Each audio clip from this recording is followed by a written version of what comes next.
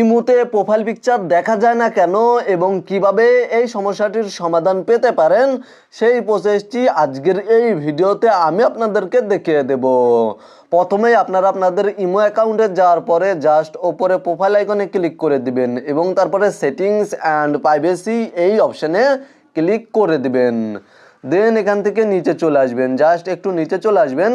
তাহলে এখানে দেখতে পাচ্ছেন প্রোফাইল প্রাইভেসি নামে একটি অপশন রয়েছে, এই অপশানে ক্লিক করে দিবেন।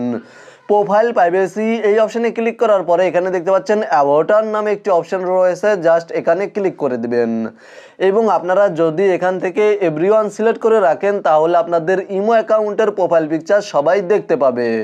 আর এখান থেকে যদি আপনারা মাই কন্ট্যাক্ট সিলেক্ট করে রাখেন তাহলে আপনাদের মোবাইল ফোনের কন্ট্যাক্ট লিস্টে যারা অ্যাড রয়েছে শুধুমাত্র তারাই আপনাদের ইমো অ্যাকাউন্টের প্রোফাইল পিকচার দেখতে পাবে। আর এখান থেকে যদি আপনারা নো বডি এই অপশনটি সিলেক্ট করে রাখেন তাহলে আপনাদের ইমো অ্যাকাউন্টের প্রোফাইল পিকচার কেউ আর দেখতে পাবে না।